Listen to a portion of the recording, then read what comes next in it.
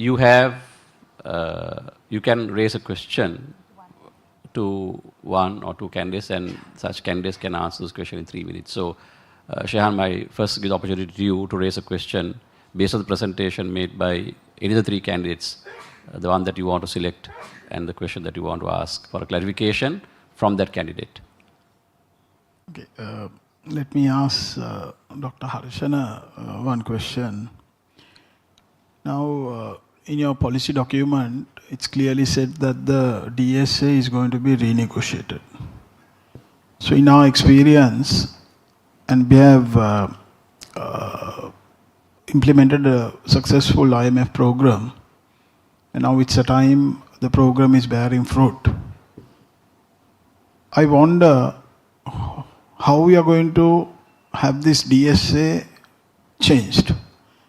Because all parameters in this IMF program, the 17th program, is along with this DSA, whether it's debt restructuring or revenue or expenditure, all concerns are revolving around the DSA.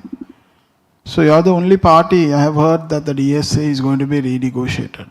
And what confidence do you have the proposed DSA by the NPP will be accepted by the IMF? If not, what is going to happen?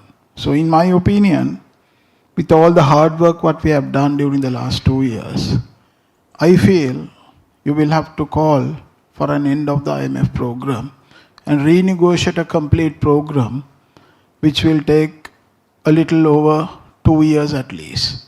So can the country survive? And the other point what I want to ask is, you were talking about expected revenues.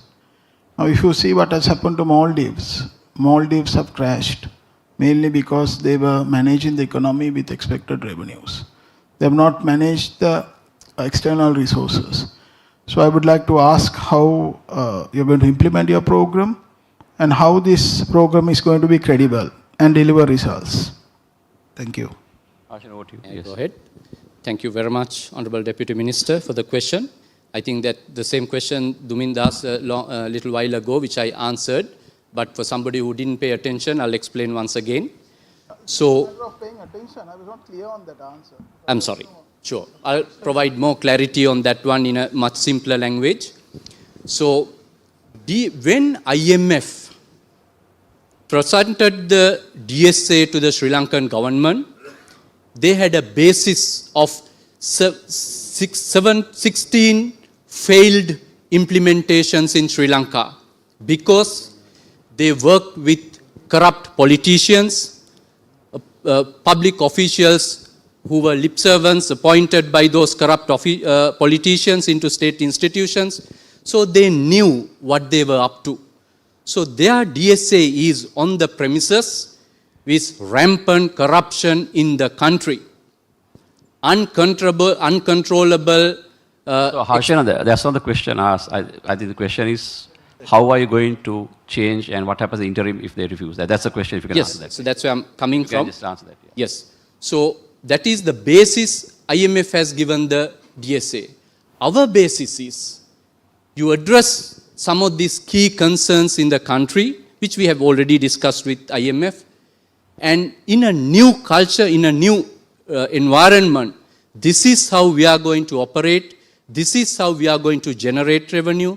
This is how we are going to manage expenses. This is where we are going to generate savings. And therefore, accordingly, this leads to this is our basis for our DSA. And IMF said, okay, when we are elected, we'll discuss more to go on those lines and see what are the possibilities and options. Because we clearly indicated it's not a derailment of the program. So within the broad parameters, it is about providing relief to people.